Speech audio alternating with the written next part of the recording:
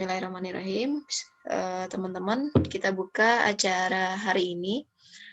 Acara perkenalan terkait kegiatan Pengmas yang dilakukan.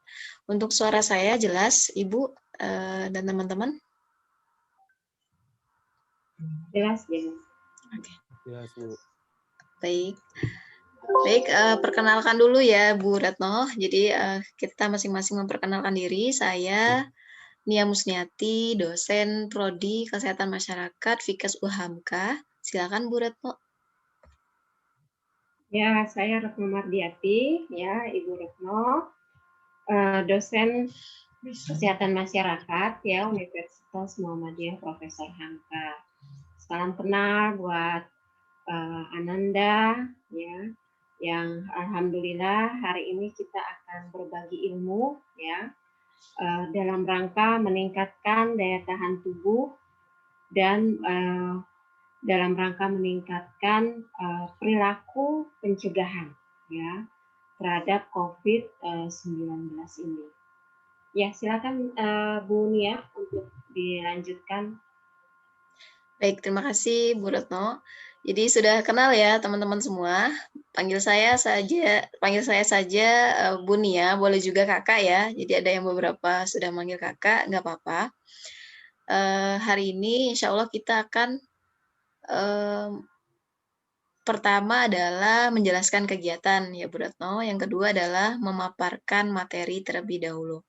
Jadi langsung saja masuk ke acara yang kedua, yaitu pemaparan kegiatan yang akan dilakukan untuk beberapa hari ke depan. Silakan Bu Retno.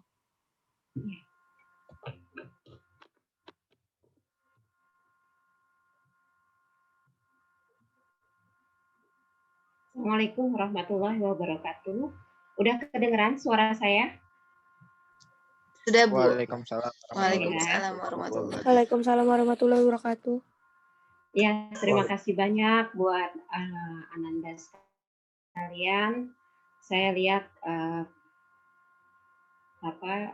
open ya ketika pertama kali dibuat kelompok.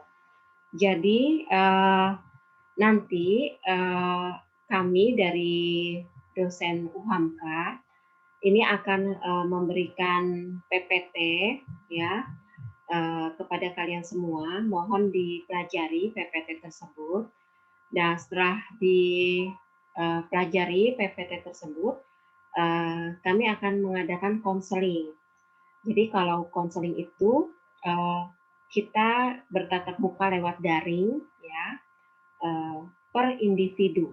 Jadi tidak per kelompok. Nah, nanti ada juga kelompok yang mengikuti cerdas cermat ya. Nah, cerdas cermat itu juga materinya itu dari PPT yang sudah di-share ya. Nah, kegiatan ini bertujuan untuk memotivasi kita. Seperti yang kita ketahui bersama, tidak semua orang ya disiplin dalam berperilaku untuk mencegah COVID-19 ini. Padahal COVID-19 ini itu tidak memandang usia, ya, yang lansia, yang dewasa, yang remaja, yang anak-anak itu semua ada perwakilannya. Dan tidak menutup kemungkinan gitu ya, umur remaja tapi ternyata memiliki daya tahan tubuh yang rendah sehingga ketika virus itu bereaksi di badan mengeluarkan ya namanya badai sitokin ya, maka si remaja atau anak-anak ini tidak bisa untuk menahan ya cairan yang keluar dari badai sitokin tersebut. Nah, jadi kegiatan kami dari UHAMKA ini adalah bagaimana kita memotivasi Ananda semua. Yang pertama adalah bagaimana caranya kita meningkatkan sistem imun tubuh kita, ya. Terus kemudian yang kedua, bagaimana kita mencoba untuk tadi menerapkan disiplin, ya. Apalagi sekarang untuk COVID-19 itu ada varian baru. Di mana varian baru ini 10 kali ya kekuatannya lebih besar untuk menularkan ke orang lain ya. Jadi kita lihat jumlah penderita COVID tanpa varian baru saja sudah tinggi ya, terutama di Jakarta. Sudah mencapai 2.000 per hari ya. Nah, ini dalam rangka kita saling ya untuk menjaga, saling untuk mengingatkan untuk disiplin ya, tidak lengah ya, tidak mengabaikan protokol kesehatan. Bahkan sekarang ini malah dianjurkan di dalam rumah sendiri pun kita menggunakan masker gitu ya. Padahal itu anggota keluarga kita sendiri, tapi dianjurkan.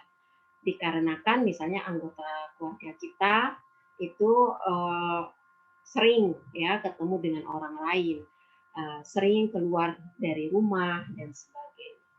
Jadi untuk penularan COVID ini itu tidak mengenal usia, kematian pasiennya pun juga tidak mengenal usia.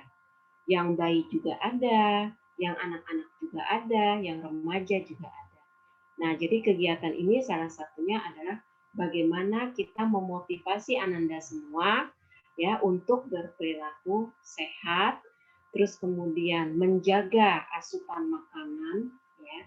Makanan-makanan apa saja yang menguatkan sistem tubuh karena ketika gejala itu datang ya pada seseorang, pada individu, gejala COVID, terus kemudian baru pada saat itu minum vitamin atau minum mineral ya atau suplemen, itu sudah termasuk langkah yang terlambat ya.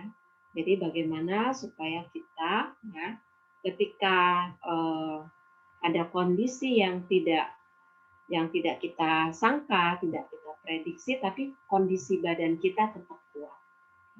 Ya, itu saja perkenalannya, Bu Nia. Baik, terima kasih Bu Retno. Bu, ini masih 17, kita langsung saja Bu untuk pemaparan materi. Boleh, silakan. Baik, Ananda semua, di sini kita akan memaparkan materi. Manfaatnya adalah nanti Ananda semua bisa lebih memahami terkait materi kegiatan Pengmas kita. Nah, setelah materi disampaikan, insya Allah nanti juga akan di-share PPT ataupun bahan yang bisa dibaca oleh teman-teman semua. Materinya ada 2, yang pertama adalah terkait gizi, yang kedua terkait pencegahan COVID. Bu Retno, izin Bu Retno dulu yang memaparkan materi ya, Bu. Ya. Ya, baik, dipersilakan. Pindahnya. Ya, baik, dipersilakan Bu Retno ini untuk memaparkan materi. Bisa share screen, Bu? Ini minta host dulu nih. Oh iya, sebentar, Bu. Sudah, Bu.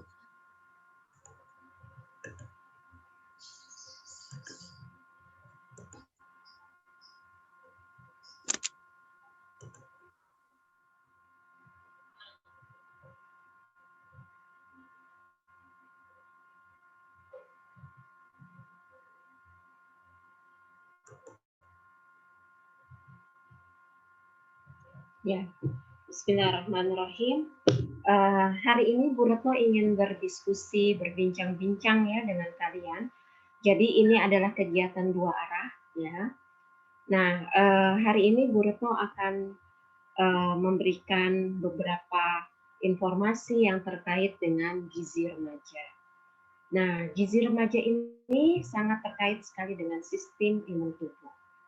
Kalau kita bicara sistem imun tubuh, ya itu berarti sebuah perangkat di mana perangkat tersebut itu bagaikan tentara, ya, yang mereka siap untuk berhadapan dengan virus, bakteri, ya, jamur, ya, atau organisme yang menginfeksi tubuh, ya. Mereka merupakan seperti kumpulan tentara-tentara yang dimana ketika ada bakteri masuk, virus masuk, jamur masuk, sistem itu yang bekerja, ya. Nah, sistem imun tubuh kita itu terbagi atas dua dalam cara bekerjanya. Ada sistem imun non spesifik, ya. Ini pertahanan awal. Jadi kalau sistem imun non spesifik ini ada bakteri masuk, ya, lewat kulit, atau bakteri masuk, ya, atau virus masuk lewat pernapasan, lewat hidung, atau lewat mulut, gitu ya. Nah, ini yang bekerja pertama kali adalah sistem imun non spesifik. Jadi seperti misalnya kita bersin, gitu ya. Jadi bersin itu sebenarnya adalah sistem imun non spesifik yang dia responnya sangat cepat. Jadi kalau kita masih bisa bersin, itu sudah bersyukur sekali kita bahwa sistem imun non spesifik kita ternyata masih bekerja, ya. Jadi kalau di kulit, ya, ketika dia masuk lewat kulit, ya, itu di bawah kulit juga sudah ada sistem imun non spesifik. Jadi kalau kena pisau atau misalnya lecet, jatuh dan sebagainya, nah itu sistem imun non spesifik itu akan datang ke arah yang luka tersebut, ya. Makanya nanti ada memar, ada kemerahan, itu tanda bahwa sistem imun non spesifik kita bekerja, ya. Nah, ini merupakan pertahanan awal. Responnya cepat, ya. Dan dia tidak menyimpan memori. Jadi tidak ada di sistem imun non spesifik ini sistem ini menyimpan memori, oh ini bakteri A, ini bakteri B, itu tidak ada, ya. Dia semua jenis virus, semua jenis bakteri, semua jenis jamur, ini dia akan respon dengan cepat, ya. Jadi sistem imun non spesifik ini dia merupakan pertahanan awal kita. Ada beberapa kelainan, ya, pada individu-individu yang mereka tidak memiliki sistem imun non spesifik. Suatu kisah nyata, ya, seorang anak yang tidak memiliki sistem imun non spesifik, akhirnya si anak itu harus tinggal, ya, di dalam suatu kamar, ya, yang diberi kelambu. Kelambu ini artinya diberi batasan, ya, batasan seperti kaca transparan, ya, di mana di dalamnya itu ada sistem udara yang harus menjaga supaya tetap steril, gitu ya. Nah, ini kondisi salah satu anak, ya, yang dia tidak memiliki sistem imun non spesifik. Jadi kita harus bersyukur sekali, ya, kalau kita memiliki sistem imun non spesifik. Ketika sistem imun non spesifik ini hilang dari tubuh kita, nah itu tadi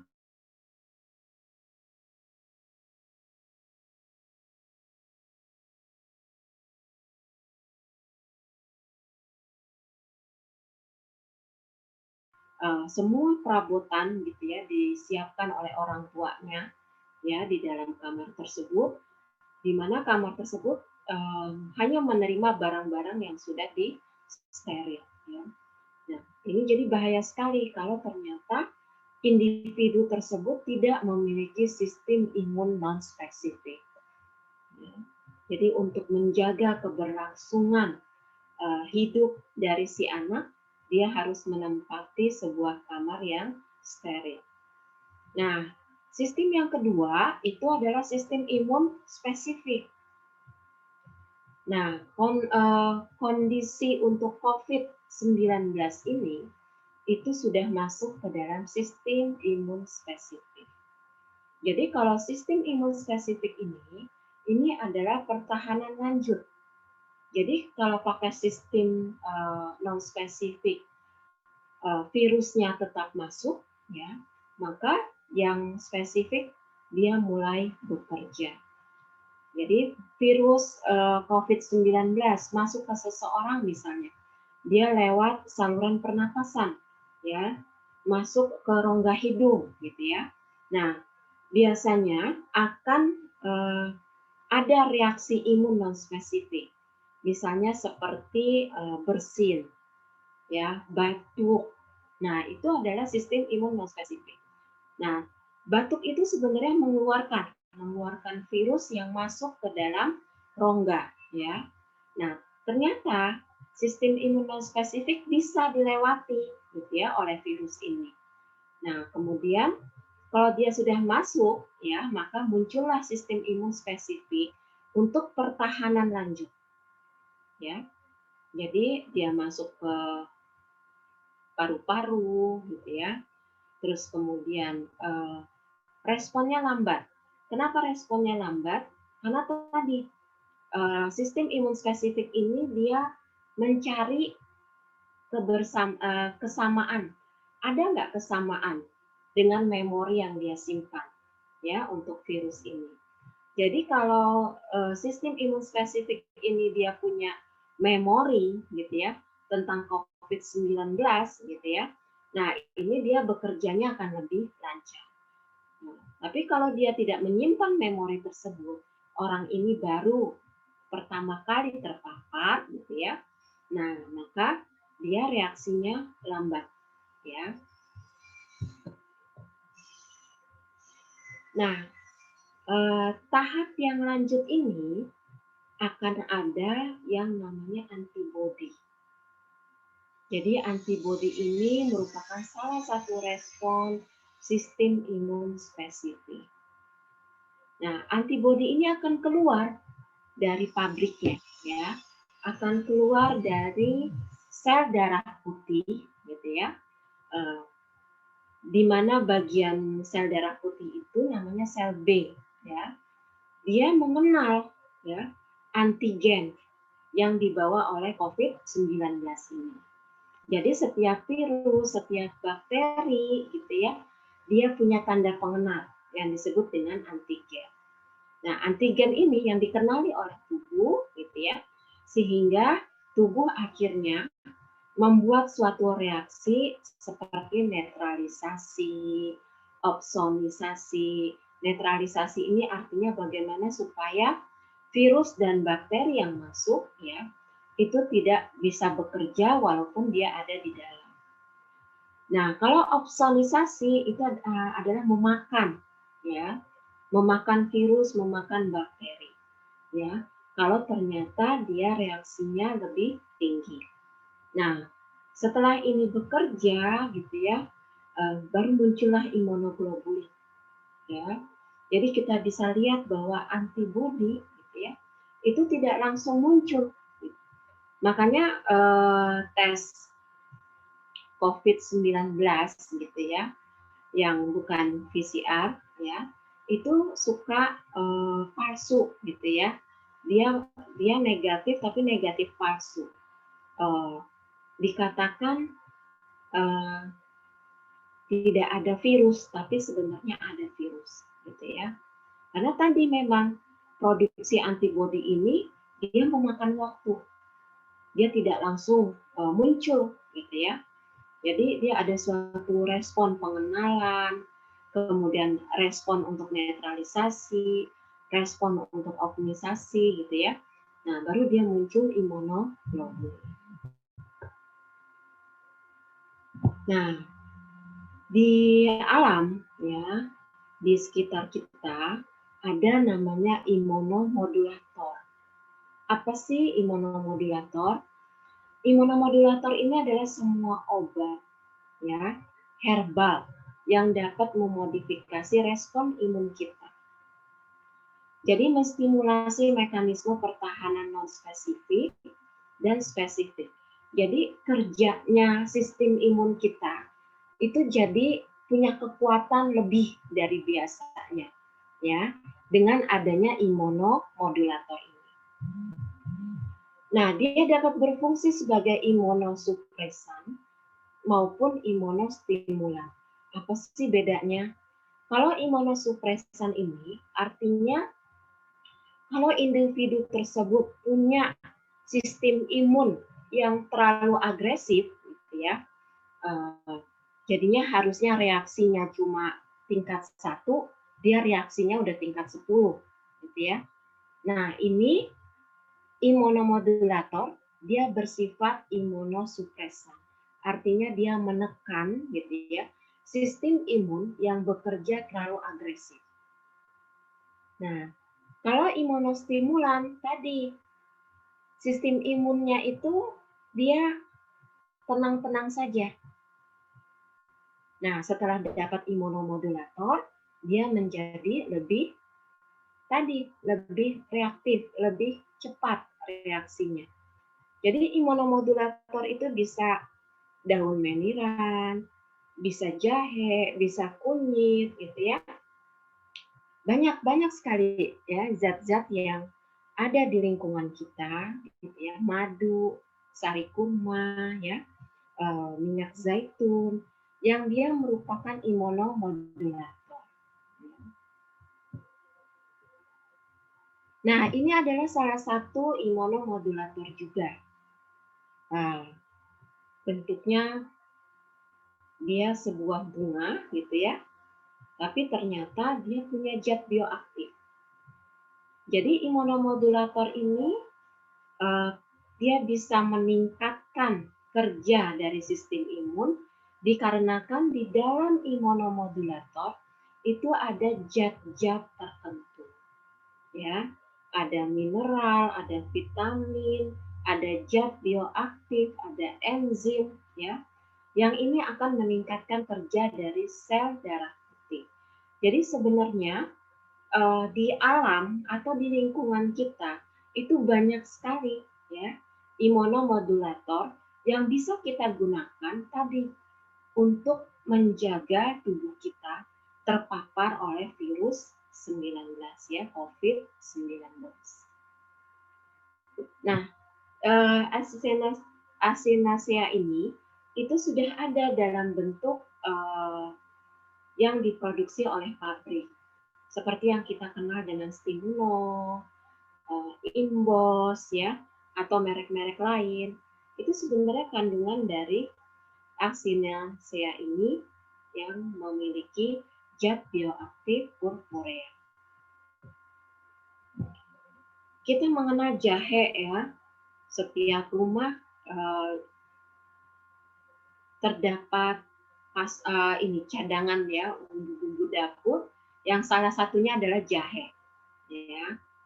Jadi ada jahe merah ya, ada jahe emprit istilahnya ya. Nah, jenis-jenis jahe juga banyak ya. Nah, jahe ini untuk meningkatkan tubuh terhadap penularan COVID-19 dikarenakan jahe mengandung zat bioaktif ya. Ada saponin, ada flavonoid, ada tannin ya. Nah, zat bioaktif ini akhirnya meningkatkan kerja sel darah putih. Jadi sel darah putih itu dia mengandung ada sel B, ada sel T. Nah, antibodi itu dikeluarkan oleh sel B ya. Nah, jadi kerjanya sel B ini akan semakin kuat dia, akan semakin banyak dia ya menghasilkan antibodi dikarenakan adanya reaksi dari zat bioaktif ya. Ada saponin, ada flavonoid, ada tannin itu di dalam jahe. Nah, jadi sebenarnya ketika kita berhadapan dengan COVID-19 ini, gitu ya, kita bisa menggunakan jahe ya untuk meningkatkan sistem tubuh kita. Ya, jadi tiap pagi misalnya minum air rebusan irisan jahe, atau ada yang mencampur jahe dengan gula merah. Ya, jadi hal tersebut merupakan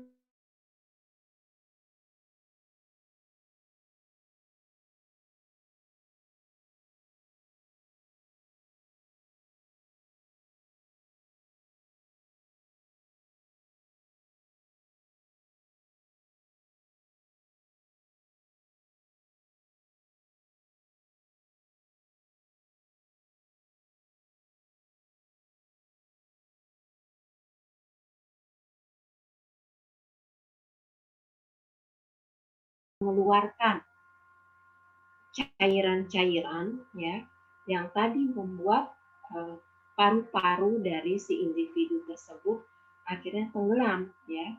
Tidak ada rongga-rongga untuk pertukaran oksigen ya. Nah, tadi kita bicara tentang zat bioaktif. Salah satunya yang ada di jahe, kunyit, ya, dan di beberapa tanaman, ya. Nah, selain itu, kita juga bisa meningkatkan daya tahan tubuh kita itu dengan adanya suplemen. Jadi kalau di apotek itu sudah tersedia gitu ya.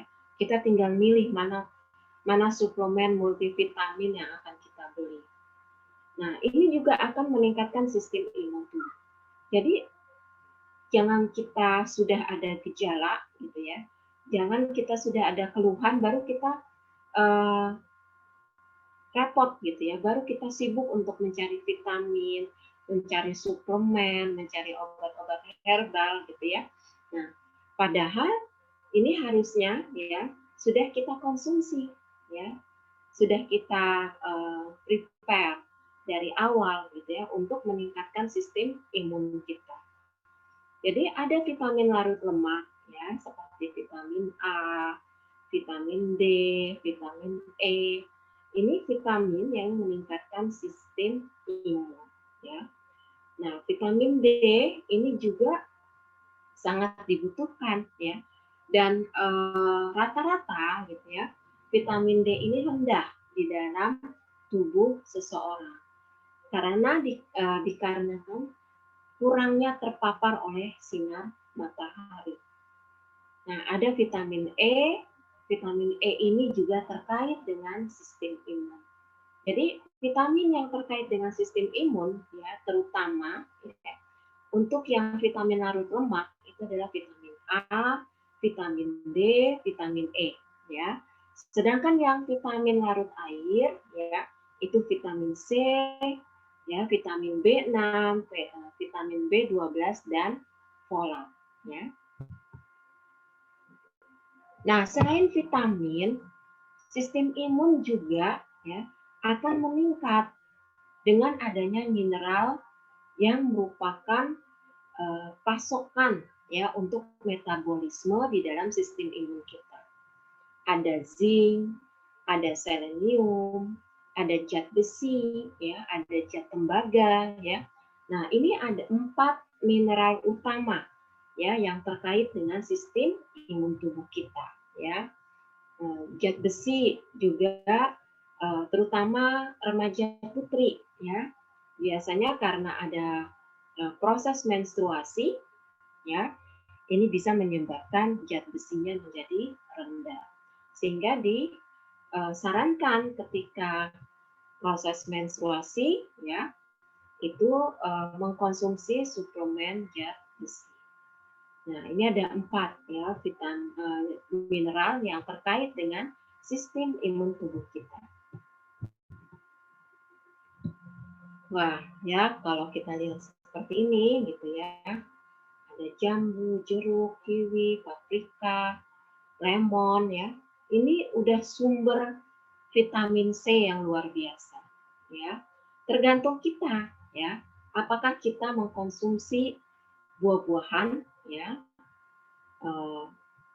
Rekomendasi dari WHO untuk buah-buahan ini yang kita makan sehari itu adalah 5 porsi ya, 5 buah yang kita makan per hari. Kita bisa makan jeruk, pisang dan sebagainya. Dan ini memang menjadi hal yang tidak terbiasa gitu ya kalau kita tidak termotivasi, oh ternyata buah-buahan ini gitu ya itu mengandung vitamin ya terutama vitamin larut air ya yang bisa meningkatkan sistem imun tubuh kita. Dan buah-buahan ini juga mengandung tadi mineral utama. Jadi mineral itu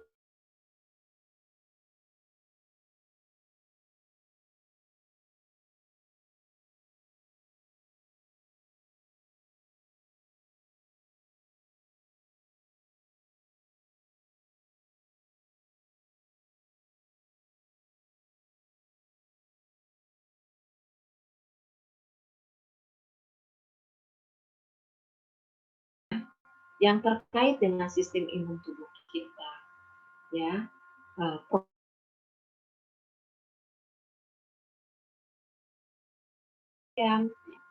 Terus kemudian hati sapi, kacang-kacangan, ya, itu terkait tadi dengan keberadaan mineral, ada zinc, selenium, zat besi, zat tembaga. Ini sumbernya dari tadi ya, ada kacang-kacangan. Terus kalau kenapa kok jadi sumber ya untuk protein hewani? Tadi protein hewani itu dia kan juga mengkonsumsi makanan seperti kalau sapi kan berarti rumput ya.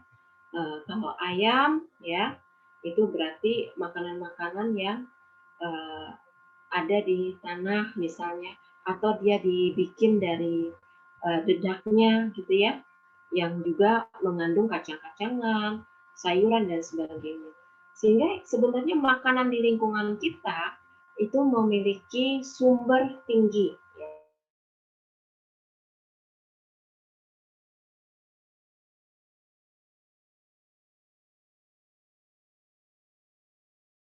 mengkonsumsi makanan yang lebih sehat gitu ya, atau makanan yang tadi ya kualitas kesehatannya rendah ya. Nah, ini adalah perilaku makan sehat.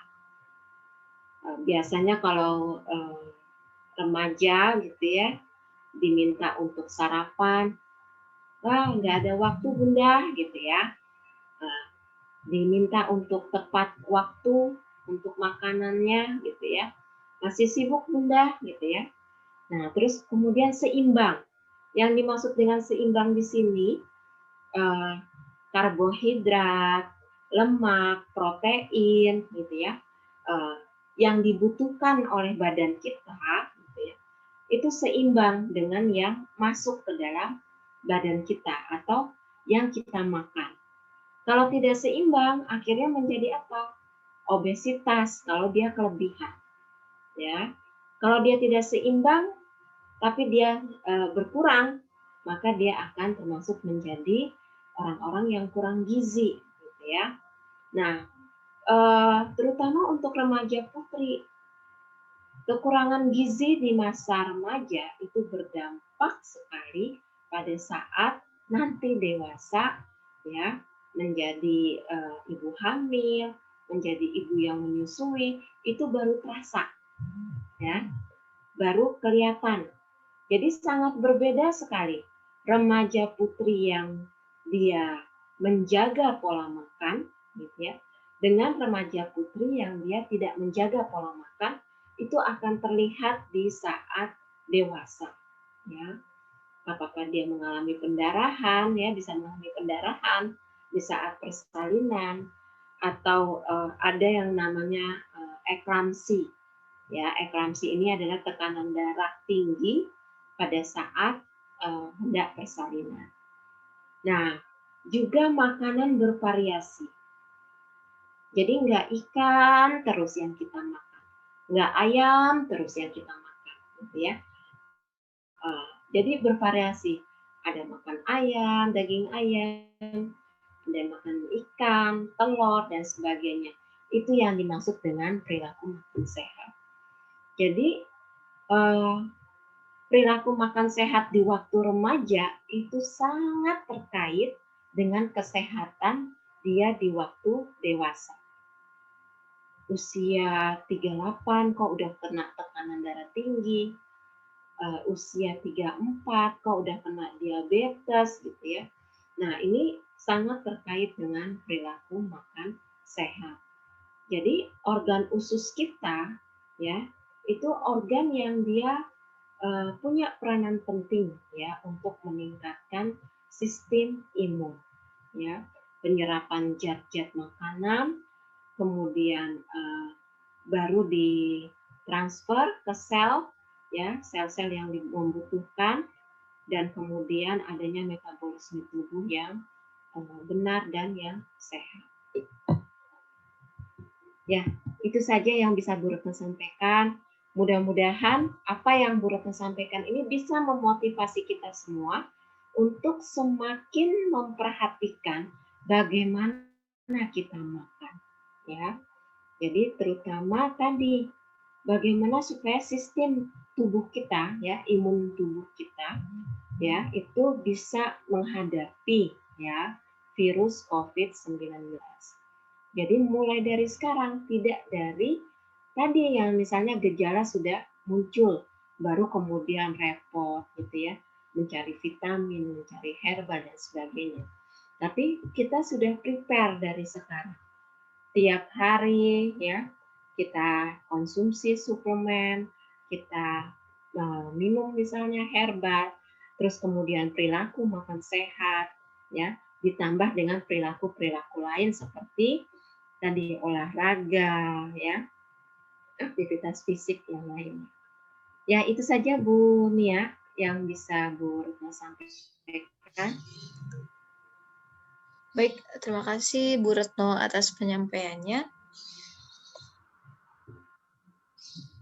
Oke, untuk teman-teman semuanya masih semangat ya. Insya Allah sebentar lagi ada materi yang kedua yang akan saya sampaikan. Ini insya Allah sebentar ya teman-teman. Untuk diskusinya bagaimana Bu? Ya, nanti setelah Bu Nia memaparkan. Ya, baik Bu. Oke, semuanya saya share screen dulu. Bu, suara saya putus-putus nggak Bu? Enggak, kedengeran kok nih. Ya, baik Bu. Ya. Bu, saya belum jadi host Bu. Oh iya, iya.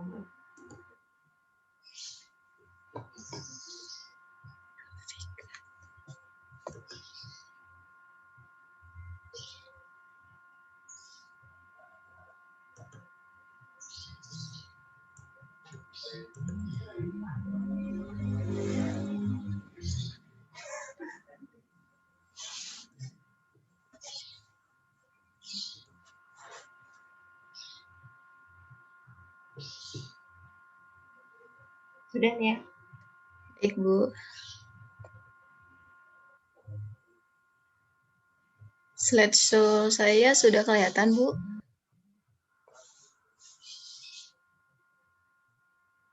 Sedang proses.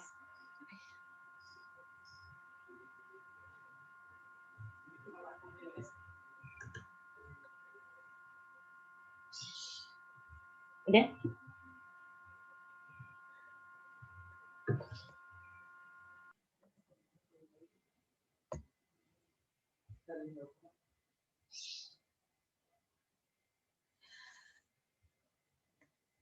Baik, Assalamualaikum warahmatullahi wabarakatuh. Untuk teman-teman semua, di sini saya akan coba memaparkan materi terkait pencegahan COVID.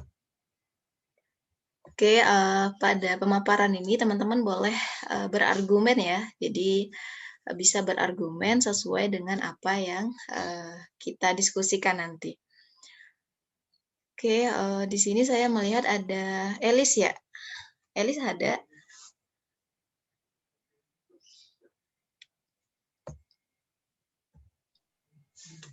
Iya. Oke, Elis, coba kamu tahu arti dari atau kepanjangan dari COVID-19?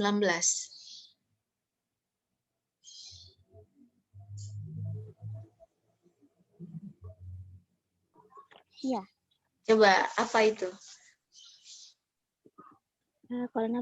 Coronavirus disease 2019.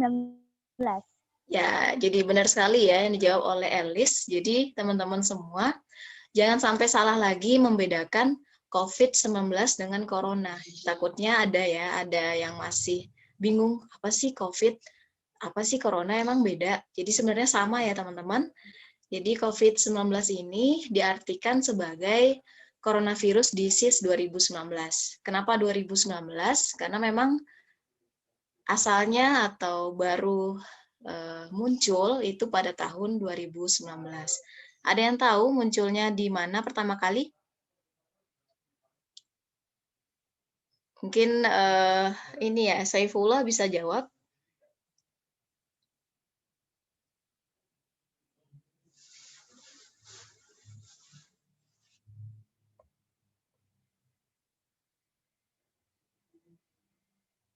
Atau ada yang bisa jawab? Di mana virus corona muncul pertama kali?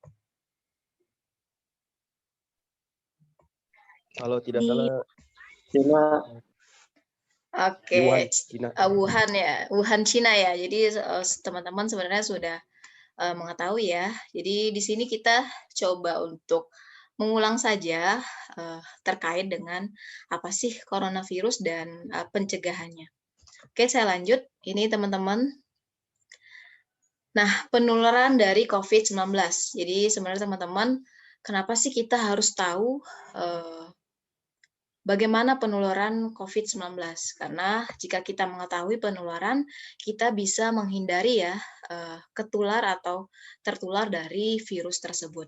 Jadi teman-teman di sini dijelaskan bahwa penularan COVID-19 ini berasal dari droplets ya. Ada yang tahu itu droplets atau tetesan ya, atau yang memang teman-teman jika sedang berbicara, bahkan sedang bernyanyi, atau bahkan sedang berbicara santai saja itu sudah bisa menghasilkan sebuah droplets. Nah, hal inilah yang akan menjadi media penularan dari kasus COVID-19. Jadi teman-teman, kenapa teman-teman harus memakai masker? Karena memang penularan kasus COVID-19 ini menular dari droplets. Selain itu, penularan yang kedua adalah kontak pribadi seperti menyentuh dan berjabat tangan. Kenapa? Nah, ini juga berasal dari tadi cairan tadi lagi. Jadi teman-teman, jika cairan tersebut terkontak dengan benda, itu misalnya saja tangan kita sendiri atau bahkan misalnya uang atau bahkan benda-benda lain itu otomatis akan mengandung sebuah virus ya. Virusnya itu akan berada pada benda tersebut sehingga dapat menular ke orang lain. Jadi itulah teman-teman kenapa penularan COVID-19 dapat ditularkan melalui kontak pribadi seperti menyentuh dan berjabat tangan. Yang ketiga adalah menyentuh benda atau permukaan dengan virus di atasnya. Jadi teman-teman bisa diketahui bahwa virus COVID-19 ini bisa berada pada benda. Jadi teman-teman bisa membayangkan ya, walaupun kita sudah bersih, cuci tangan, ataupun sudah melakukan pencegahan-pencegahan, tapi kita lupa ternyata kita sembarangan menyentuh benda-benda yang tidak disangka benda tersebut terkandung virus COVID-19. Nah, jika sudah kita sentuh, lalu misalnya kita menyentuh bagian muka kita atau bagian mulut kita atau bagian hidung kita, virus tersebut dapat masuk atau menulari kita. Jadi itulah teman-teman kenapa penularan ini harus kita ketahui. Jadi dari sini kita bisa berhati-hati untuk tidak melakukan hal-hal dalam penularan COVID-19. Nah, ini dia yang disebut sebagai droplet. Jadi teman-teman sebenarnya sudah terbayang ya. Jadi kalau kita sedang berbicara atau sedang bersin, batuk, itu ada tetesan. Jadi tetesan inilah yang disebut sebagai droplet yang mengandung partikel virus. Jadi teman-teman sebenarnya bisa ya ditonton di YouTube ataupun akses di internet bagaimana sih virus COVID-19 ini bisa menyebar melalui tadi, bisa dari batuk, bisa dari bersin, bahkan tertawa ya di sini ada yang bernyanyi, bernapas, dan berbicara. Jadi tidak heran ya teman-teman, kenapa virus corona ini bisa menular bahkan karena kita berbicara saja. Itu yang perlu diketahui. Nah, setelah kita mengetahui penularan, teman-teman di sini tahu ya bagaimana sih gejala dari COVID-19. Jadi di sini saya ingin menjelaskan ternyata banyak sekali gejala COVID-19.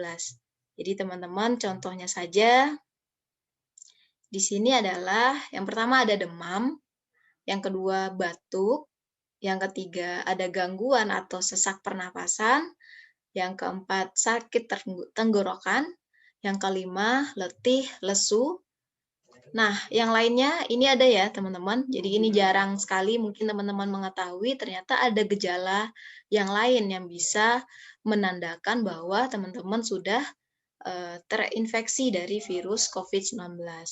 Gejala lainnya adalah misalnya diare. Jadi ini juga merupakan gejala COVID-19. Yang kedua, batuk kering. Yang ketiga, konjungtivitis. Nah, ini disebut sebagai mata merah. Jadi nanti teman-teman walaupun tidak demam, walaupun tidak diare, tetapi ada konjungtivitis, ini bisa kita duga bahwa tadi memiliki gejala COVID-19. Berikutnya adalah sakit kepala. Nah, ini bahkan ada yang hilang indera penciuman. Jadi teman-teman, eh, setiap orang memang memiliki gejala yang berbeda. Jadi teman-teman nanti bisa lebih aware lagi ya, bahwa banyak sekali gejala-gejala yang akan tadi menduga atau terduga terhadap terinfeksi COVID-19. Nah, yang berikutnya adalah hilangnya indera perasa. Ini juga merupakan gejala COVID-19. Yang berikutnya lagi adalah ruam pada kulit. Nah, ini contohnya pada gambar, teman-teman bisa lihat, ternyata ada ruam-ruam. Nah, ini juga disebut sebagai gejala COVID-19. Nah, itu dia teman-teman, tadi sudah tahu penularan, sudah tahu gejala. Nah, ini yang penting bagi teman-teman semua. Bagaimana sih langkah pencegahan COVID-19? Jadi sebelumnya ini saya hanya mengingat ataupun memberikan informasi tambahan saja untuk teman-teman semua. Sebenarnya teman-teman sudah mengetahui ya bagaimana sih pencegahan-pencegahan. Karena memang sudah banyak sekali informasi yang didapatkan baik di media maupun di sosial media ataupun di internet. Nah, coba sebutkan di sini ada Imam ya. Imam ada? Masih bergabung?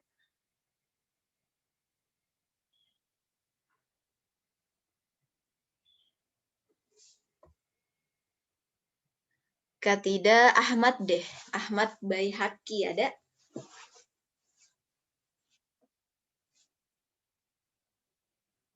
Iya, ada. Kenapa? Oke, Ahmad bisa sebutkan, kenal nggak istilah 3M? Mencuci tangan, menjaga jarak. Satu lagi?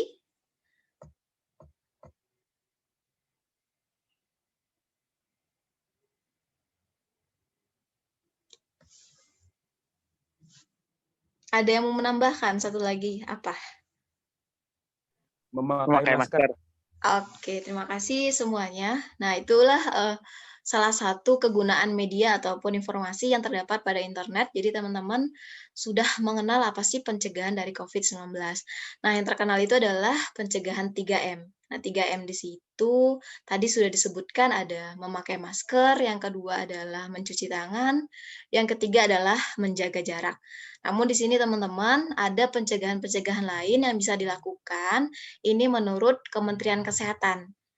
Selain yang 3M tadi, yang tambahannya adalah mengkonsumsi gizi seimbang. Teman-teman bisa lihat di sini poin yang ketiga ya, yaitu konsumsi gizi seimbang, perbanyak sayur dan buah. Nah, ini sudah dijelaskan oleh Bu Ratno tadi, ternyata makanan yang bergizi ataupun makanan yang mengandung gizi yang baik itu dibutuhkan ya dalam membentuk sistem imun. Jadi teman-teman bisa melakukan hal yang ketiga ini. Yang berikutnya adalah hati-hati kontak dengan hewan. Nah, ini sebenarnya berhubungan dengan kebersihan ya teman-teman. Jadi tadi teman-teman sudah mengetahui ternyata virus COVID-19 ini bisa menyebar jika kita memegang benda ataupun hewan. Jadi ini tidak menutup kemungkinan teman-teman harus berjaga-jaga atau hati-hati dengan kontak dengan hewan.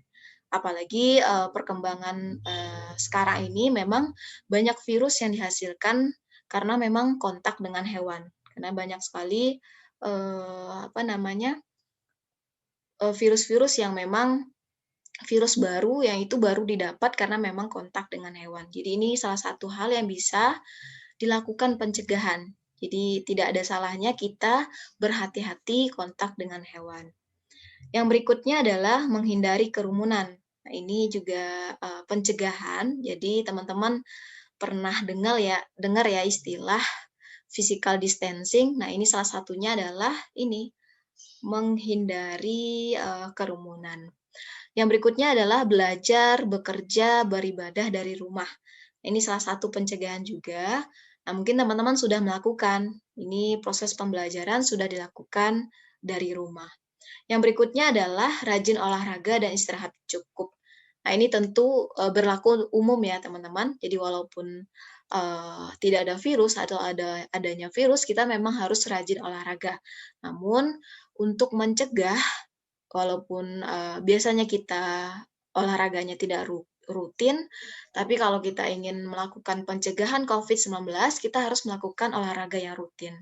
Terutama ini istirahat yang cukup. Karena banyak sekali ya teman-teman, apalagi remaja, yang memang kurang istirahat. Yang berikutnya adalah jangan mengkonsumsi daging yang tidak dimasak. Ini memang pencegahan saja karena banyak sekali bakteri ya, ataupun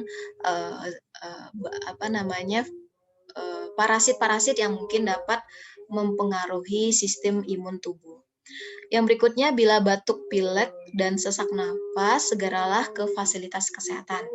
Nah, ini sebenarnya langkah yang memang sangat penting ya teman-teman, karena dengan kita peduli ataupun kita memeriksakan kesehatan kita ke fasilitas kesehatan, kita dapat memutus mata rantai penyebaran. Jadi teman-teman, jika kita sedang batuk ataupun pilek, bisa kita ke rumah sakit atau puskesmas, karena nanti kalau kita terdeteksi ya misalnya COVID-19, itu kita sudah melakukan langkah pencegahan penularan ke orang lain. Itu hal penting kenapa kita harus segera ke fasilitas kesehatan. Yang berikutnya menjaga jarak, ini sudah dijelaskan tadi ya, 3M. Yang berikutnya adalah hindari perjalanan jauh. Ini sebenarnya bukan saja ke negara yang terjangkit ya teman-teman, tetapi ini antar negara kita atau antar daerah kita juga sudah dilarang. Jadi mohon teman-teman semua memang hindari berpergian jauh, walaupun hanya ke kecamatan sebelah ataupun ke daerah sebelah, karena memang itu akan memperbesar penularan COVID-19. Nah, ini dia tadi yang disebutkan oleh temannya, jadi saya tidak mengulang lagi ya teman-teman. Nah, untuk memakai masker, di sini yang dicoba dijelaskan adalah pentingnya memakai masker. Jadi teman-teman, di sini ada kata semua pakai masker. Jadi tidak hanya orang sakit, tetapi orang sehat juga harus memakai masker. Karena tadi teman-teman, karena banyak sekali ya perkembangan sekarang ini, virus-virus pada orang tersebut tidak ada gejala. Sebenarnya pada tubuhnya ada virus, tetapi mereka tidak bergejala. Sehingga hal inilah yang akan memperparah ataupun memperbanyak penyebaran kasus COVID-19. Nah, di sini teman-teman bisa lihat semua pakai masker, lindungi diri, gunakan masker pada saat keluar rumah. Jadi jangan keluar rumah, jaga jarak, dan sering mencuci tangan. Ini kembali lagi ke 3M. Nah, ini nanti bisa dibaca ya teman-teman, pentingnya penggunaan masker.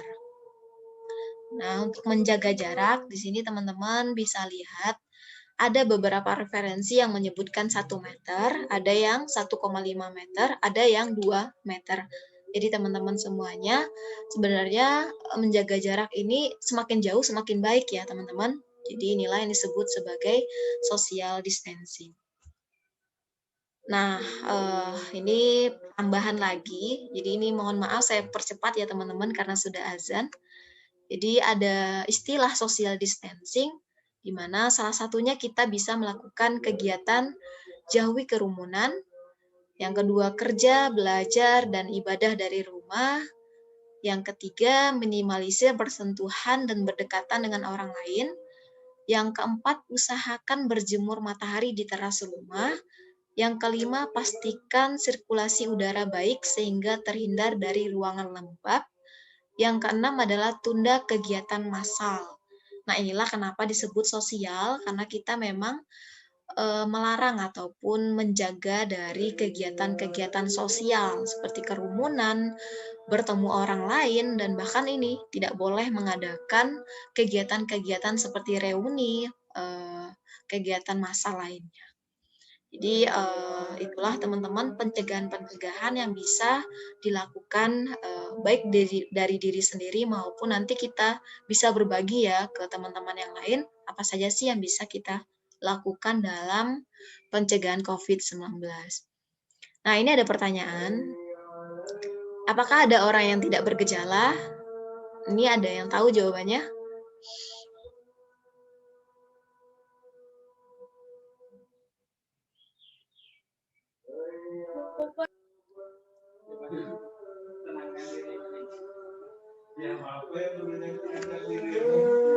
Ada ya jawabannya. Jadi teman-teman semua memang ya, jadi ada ya orang yang tidak bergejala. Jadi inilah kenapa semua orang itu wajib pakai masker. Karena memang walaupun seseorang itu tidak batuk atau tidak memiliki gejala-gejala COVID-19, kita memang harus proteksi diri sendiri. Jadi itulah kenapa pentingnya penggunaan masker walaupun kita tahu orang tersebut tidak memiliki gejala. Jadi karena memang ada pembagiannya ya teman-teman, ada orang yang di dalam tubuhnya memang ada virus tapi tidak bergejala. Itu tergantung dengan tadi sistem imun ataupun usia. Jadi biasanya memang berpengaruh. Oke, siapa yang berisiko COVID? Nah, jawabannya apa ini teman-teman?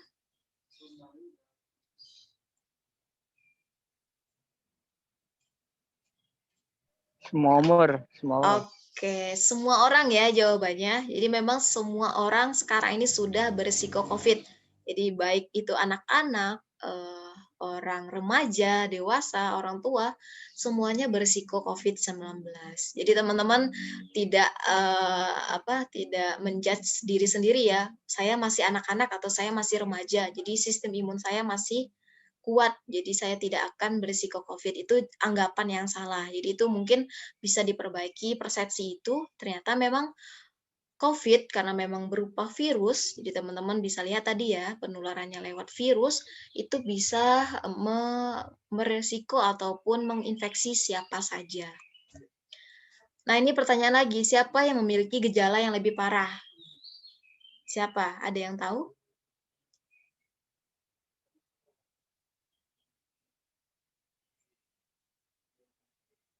Nggak tahu. Oke, jawabannya tidak tahu. Jadi yang memiliki gejala yang lebih parah ini memang orang lansia. Jadi teman-teman, orang tua ataupun orang yang memiliki penyakit penyerta ya seperti diabetes ataupun kanker dan sebagainya, ini memang jika sudah terkena virus itu memiliki gejala yang berat. Jadi itulah kenapa lansia ataupun penderita penyakit-penyakit yang penyerta lainnya itu memiliki gejala yang parah. Jadi mungkin teman-teman bisa melihat kenyataannya ya bahwa memang lansia ini memiliki mungkin sistem imun yang sudah mulai lemah. Yang kedua adalah tadi memiliki banyak penyakit penyerta. Jadi itulah kenapa lansia ataupun orang yang memiliki penyakit penyerta ini memiliki gejala yang lebih parah. Jadi tidak menutup kemungkinan teman-teman mungkin anak-anak, dewasa juga memiliki gejala, tetapi yang lebih parah ini biasanya memang usia-usia lansia ataupun yang memiliki penyakit penyerta. Nah, bahaya COVID. Jadi teman-teman semua, jadi COVID ini tidak hanya seperti flu ya, jadi tidak hanya seperti flu bisa maksudnya tidak bisa menimbulkan kematian ya. Jadi ternyata bahayanya ini memang sudah kita rasakan semuanya ya teman-teman, bahwa bahaya COVID ini sampai menimbulkan kematian. Kematiannya juga sangat miris. Jadi teman-teman bisa bayangkan, teman-teman dikubur tanpa adanya keluarga, tanpa adanya orang yang dekat ya melihat proses penguburan, dan tidak juga dilihat oleh keluarga. Jadi inilah sedihnya ataupun bahaya dari COVID-19. Ini juga teman-teman bisa lihat bagaimana perawatannya dan bagaimana di sini kelelahan dari petugas kesehatan dalam menangani kasus COVID-19.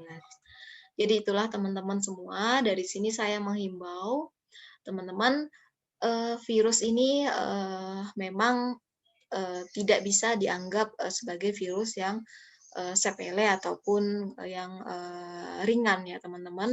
Walaupun tadi saya menjelaskan bahwa yang lebih parah itu adalah cenderung ke lansia, tetapi tidak menutup kemungkinan. Jadi ada juga yang meninggal itu yang anak-anak, remaja maupun dewasa. Jadi itulah teman-teman, semoga apa yang saya sampaikan ini bisa memotivasi teman-teman untuk melakukan pencegahan.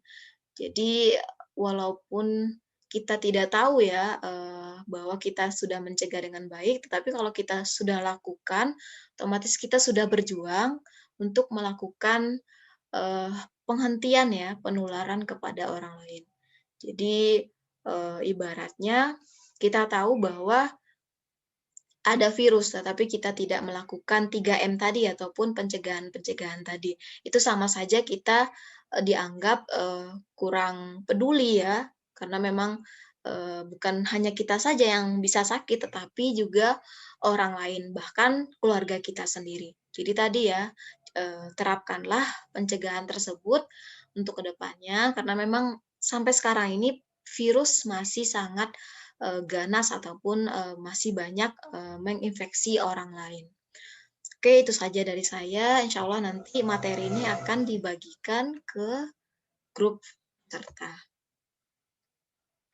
Baik, terima kasih semuanya. Bagaimana Bu Retno? Kita lanjut ke acara diskusi atau bagaimana Bu?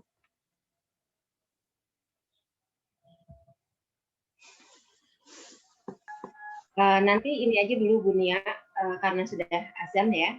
PPT dibagikan dulu ke teman-teman, terus kemudian teman-teman membaca. Nah, nanti akan ada konseling. Ya, jadi nanti Bu Nia dan Bu Retno itu akan mengontak teman-teman ya. Nanti mungkin dijadwalkan dan itu dikontaknya per individu. Ya. Baik, terima kasih Bu Retno. Jadi teman-teman semua, terima kasih untuk kehadirannya semuanya. Jadi memang kegiatan kita adalah tadi ya, ada konseling sama cerdas cermat. Jadi untuk konseling, sistemnya adalah individu. Jadi hanya satu orang. Jadi insya Allah hari ini adalah untuk yang perempuan saja. Jadi untuk yang laki-laki, 10 orang laki-lakinya itu bisa istirahat dulu. Insya Allah besok akan dilanjutkan ke 10 orang laki-laki. Nah, untuk 10 orang perempuan, ini konselingnya ini berdasarkan urutan yang ada pada Excel ya, yang dibagikan oleh Pak Gufron ya. Maaf Pak Kudrat, maksud saya. Jadi nanti urutannya adalah seperti itu. Jadi nanti akan kami lengkapi lagi bagaimana sih jadwal untuk konseling. Jadi hari ini adalah 10 siswi. Untuk 10 siswanya akan dilaksanakan besok. Nah, untuk yang cerdas cermat juga boleh istirahat dulu sambil membaca-baca bahan materi yang juga sudah dibagikan. Insya Allah juga jadwal cerdas cermatnya akan menyusul. Begitu ya, Bu Retno? Ya. Baik, teman-teman, dengan mengucapkan hamdalah, alhamdulillahirrahmanirrahim, marilah kita tutup acara hari ini. Terima kasih untuk kehadirannya. Semoga sehat selalu dan tadi ya, kami mengharapkan motivasi teman-teman meningkat setelah dilakukan kegiatan Pengmas ini. Jadi akhirul kalam, assalamualaikum warahmatullahi wabarakatuh. Silakan teman-teman bisa live dari Zoom meeting. Terima kasih ya semuanya. Terima kasih Bu.